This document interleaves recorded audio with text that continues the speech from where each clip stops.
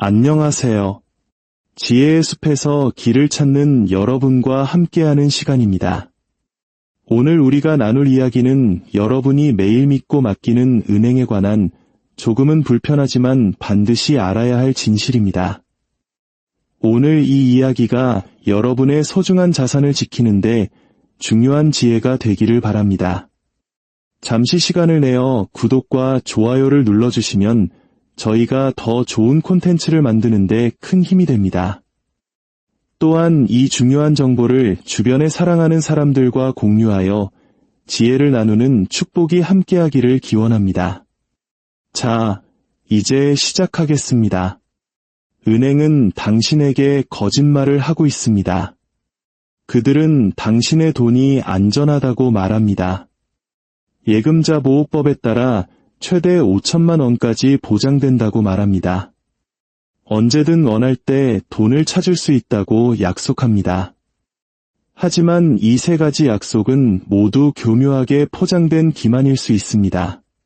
그리고 저는 그것을 증명할 수 있습니다.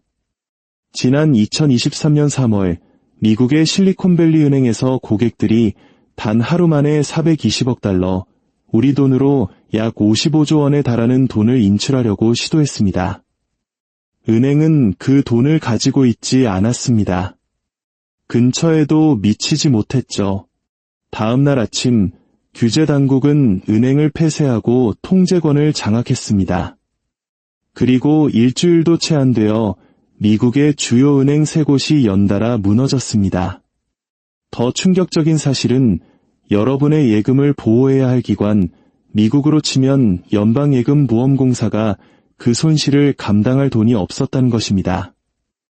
그들이 가진 기금은 파산한 은행들의 총예금액의 20%도 채 되지 않았습니다. 오늘 밤 여러분을 잠 못 들게 할지도 모르는 숫자가 여기 있습니다. FDIC의 보험기금은 약 1280억 달러였습니다. 하지만 파산한 은행들이 보유한 예금은 5천억 달러가 넘었습니다. 계산이 맞지 않습니다. 처음부터 맞았던 적이 없습니다. 이 모든 시스템은 당신이 그 보험금을 실제로 필요로 할 일은 거의 없을 것이라는 가정 위에 세워져 있습니다.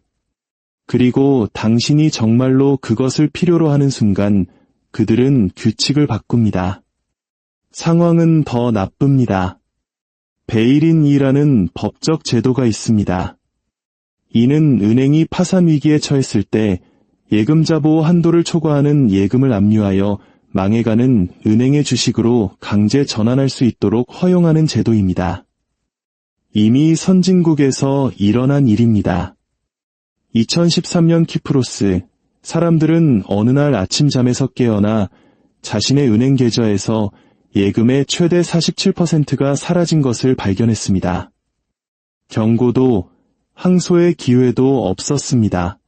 그냥 사라진 겁니다. 그리고 이 법적 구조는 지금 이 순간에도 미국을 포함한 전 세계 주요 국가에 존재합니다. 이 기만적인 시스템이 어떻게 작동하는지 보여드리겠습니다. 당신이 은행에 돈을 예금하면 은행은 그 돈을 당신의 이름이 붙은 금고에 보관하지 않습니다. 그들은 그 돈을 다른 사람에게 빌려줍니다. 주택담보대출, 사업자 대출, 각종 투자 등의 형태로 말이죠. 은행은 예금액의 약 10% 정도만 준비금으로 남겨두고 나머지는 모두 대출해줍니다.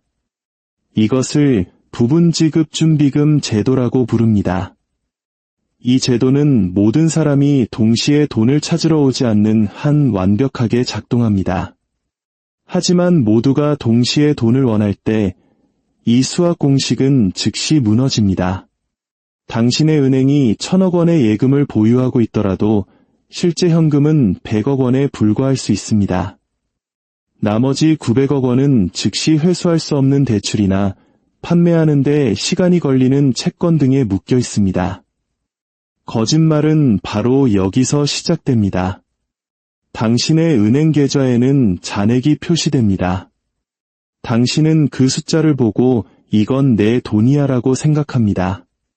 하지만 그건 돈이 아닙니다. 그것은 약속입니다. 당신이 현금을 원할 때 은행이 그것을 내어주겠다는 약속일 뿐입니다. 그 약속은 대부분의 사람들이 동시에 요구하지 않을 때만 유효합니다. 1933년 대공황 이후 만들어진 예금자 보호제도는 바로 그 약속을 믿을 수 있게 만들기 위해 고안되었습니다. 정부가 1인당, 한 개 은행당 일정 금액까지 예금을 보증해주는 것입니다. 한국은 5천만 원이죠. 그래서 은행이 망하더라도 내 돈은 돌려받을 수 있다고 믿게 만드는 겁니다.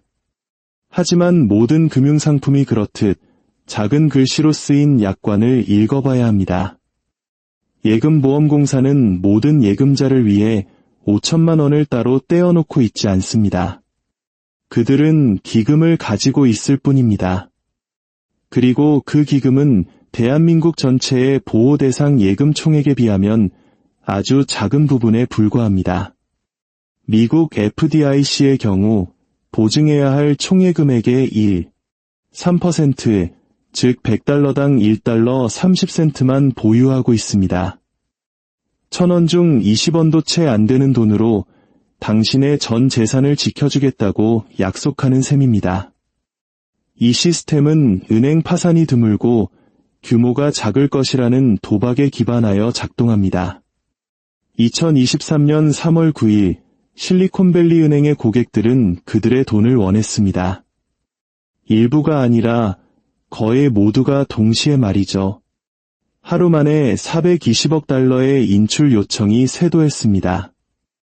은행이 보유한 현금은 약 130억 달러뿐이었습니다. 게임은 끝났습니다. 그런데 이번 뱅크런은 역사상의 모든 뱅크런과 달랐습니다. 아무도 은행 앞에 줄을 서지 않았습니다. 아무도 지점으로 차를 몰고 가지 않았습니다. 그들은 스마트폰을 열고 인출 버튼을 클릭했습니다. 침대에서, 카페에서, 심지어 다른 나라에서 수백만 달러를 단 몇 초 만에 옮겼습니다. 과거의 규칙은 물리적인 뱅크런을 위해 만들어졌습니다. 줄을 서고 시간이 걸리는 마찰이 존재했죠. 하지만 이것은 디지털이었습니다. 즉각적이고 막을 수 없었습니다. SVB는 필사적으로 노력했습니다. 다른 은행에 긴급 대출을 요청하고 보유 채권을 팔려고 했습니다. 하지만 금리 인상으로 채권 가치가 이미 하락한 상태라 그것을 팔면 수십억 달러의 손실이 확정되어 은행의 자본금을 모두 잠식할 판이었습니다. 팔지 않으면 현금이 없었습니다. 그들은 더대 같았습니다. 금요일 아침 규제당국은 미국에서 16번째로 큰 은행을 폐쇄했습니다. 순식간이었습니다. 그리고 여기서부터 이야기는 더욱 흥미로워집니다. SVB 예금의 90% 이상이 예금자 보호 한도인 25만 달러를 초과하는 금액이었습니다. 수천만 달러의 운영 자금을 가진 기술 스타트업, 벤처 캐피털, 중소기업들이 모두 한도 초과 금액을 전부잃을 위기에 처했습니다. 공포는 즉시 퍼져나갔습니다.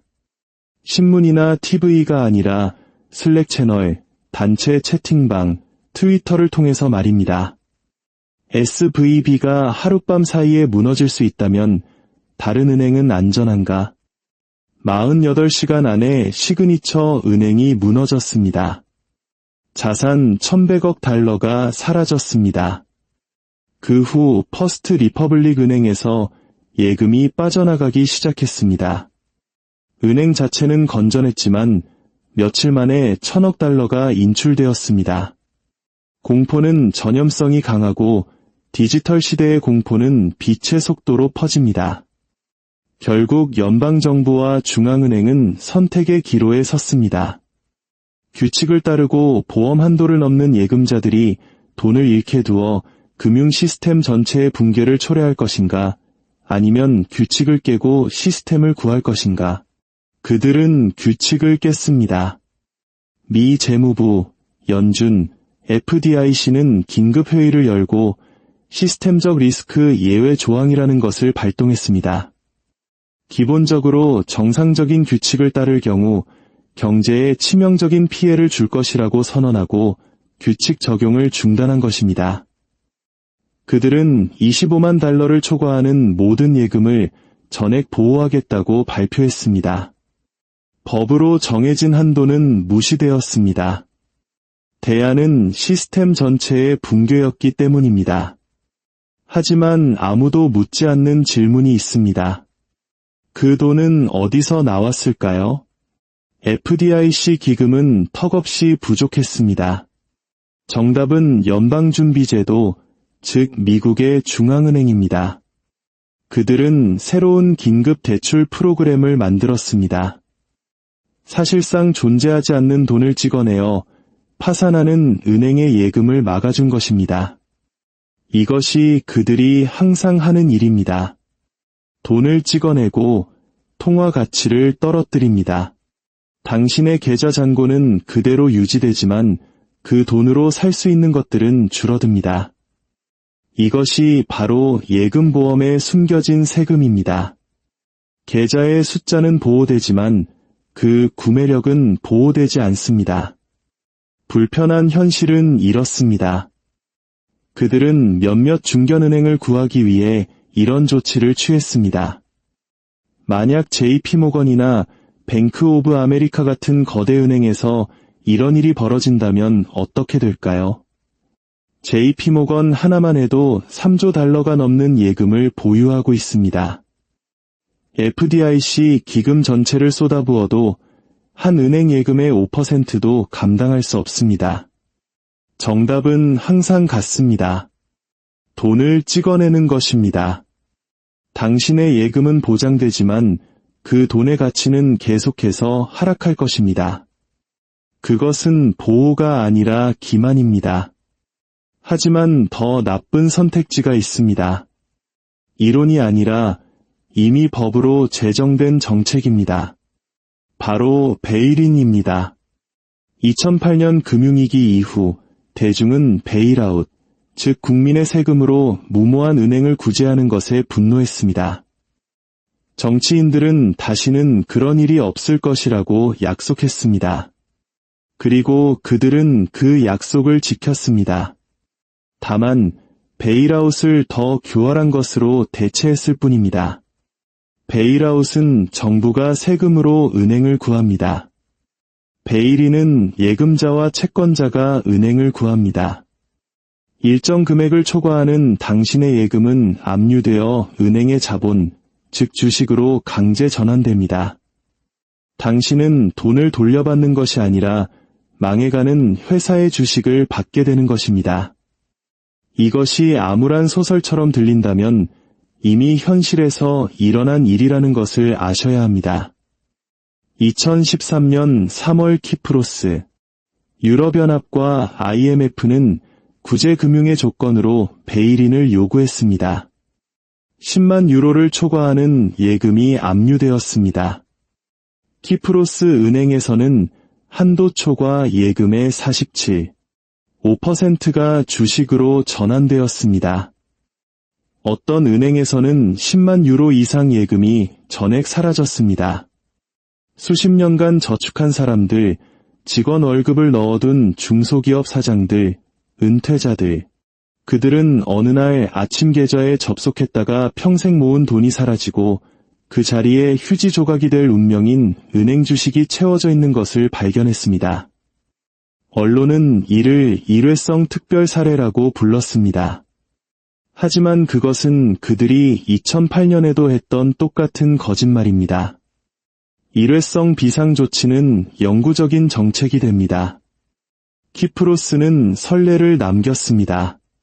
베일인은 효과가 있었고 정부의 돈을 아껴주며 그 비용을 고스란히 예금자에게 떠넘겼습니다. 이제 모든 선진국이 이 제도를 채택했습니다. 미국, 영국, 캐나다, 호주, 유럽연합까지 법적 구조는 이미 전 세계적으로 마련되어 있습니다. 당신의 예금자 보호 한도를 넘는 돈은 보호받지 못합니다. 극단적인 시스템 위기 상황에서는 한도 내의 예금조차 진정으로 안전하다고 할 수 없습니다. 규제 당국은 비상 상황 시 보험에 가입된 예금에도 손실을 부과할 권한을 가지고 있습니다. 아직 사용된 적은 없지만 그 권한은 존재합니다. 월요일 아침에 일어났다고 상상해 보십시오. 당신의 은행이 파산했습니다. 계좌를 확인합니다. 5천만 원을 초과하는 금액은 사라졌습니다. 주식으로 전환되었습니다. 원래 당신의 예금 가치에 한참 못 미치는 주식으로 말입니다. 경고도 항소도 없습니다. 이미 합법이기 때문입니다. 당신의 저축, 당신의 사업자금, 당신의 안전망이 하룻밤 사이에 쓸모없는 주식으로 변해버린 것입니다. 이것은 악몽 같은 시나리오가 아니라 현재의 정책입니다. 그렇다면 우리는 무엇을 해야 할까요? 우리는 은행 없이 살 수 없습니다. 월급을 받고 각종 요금을 내고 일상생활을 영위해야 합니다. 하지만 시스템은 취약하고 보험은 제한적이며 베일인은 합법입니다. 첫째, 당신의 은행 계좌를 금고라고 생각하는 것을 멈추십시오. 그것은 은행의 대차대조표에 있는 부채일 뿐입니다. 영구적인 자산이 아닌 임시 보관소로 취급하십시오. 둘째, 분산하십시오. 모든 돈을 한 은행에 두지 마십시오. 여러 금융기관에 나누어 예치하십시오. 각 계좌를 예금자 보호 한도인 5천만 원 이하로 유지하십시오. 같은 은행의 다른 계좌가 아니라 다른 은행을 이용해야 합니다. 은행이 파산하면 그 은행의 모든 계좌가 함께 위험해집니다. 셋째, 신용협동조합이나 새마을금고 같은 제2금융권도 고려해 보십시오. 이들은 별도의 기금으로 보험에 가입되어 있으며 종종 더 보수적으로 운영됩니다. 넷째, 시스템 밖에 약간의 현금을 보관하십시오. 전부는 아니지만 은행이 며칠 또는 몇 주 동안 인출을 동결할 경우 생존할 수 있을 만큼의 돈 말입니다. 안전하게 보관된 실물 현금은 필요해지기 전까지는 편집증처럼 보일 수 있지만 필요할 때는 생명줄이 됩니다. 다섯째, 실물 자산을 소유하십시오. 부동산, 금과 같이 은행 시스템 밖에 존재하며 베일인 당하거나 통합 팽창으로 가치가 사라지지 않는 것들을 말입니다. 그리고 마지막으로 세상 돌아가는 소식에 귀를 기울이십시오. 뱅크런은 사이렌을 울리며 오지 않습니다. 조용히 소문 하나, 나쁜 실적 보고서, 갑작스러운 인출 급증으로 시작됩니다. 뉴스에 나올 때쯤이면 이미 너무 늦었습니다. 앱은 멈추고 지점은 문을 닫습니다. 뱅크런에서 살아남는 유일한 사람들은 그것이 오는 것을 보고 먼저 행동하는 사람들입니다. 2023년 3월의 사건들은 진실을 폭로했습니다. 은행 시스템의 약속은 신기루일 수 있으며 위기의 순간 당신의 돈은 은행의 생존을 위한 첫 번째 방어선이 될 수 있다는 것을 말입니다. 주주도 경영진도 아닌 바로 당신, 그저 돈을 안전하게 보관하고 있다고 믿었던 예금자인 당신의 돈 말입니다. 스스로에게 물어보십시오. 내 돈이 정말 어디에 있는지 알고 있는가? 내 은행이 파산하면 어떻게 되는지 알고 있는가? 내일 아침 내 계좌에 접근할 수 없다면 나는 계획이 있는가? 오늘 이 이야기가 당신이 은행을 보는 방식을 바꾸었다면 계속해서 지혜를 탐구하십시오. 다음 위기는 당신이 규칙을 파악할 때까지 기다려주지 않을 것입니다. 그리고 당신이 무슨 일이 일어나고 있는지 이해했을 때 당신의 돈은 이미 사라지고 없을지도 모릅니다.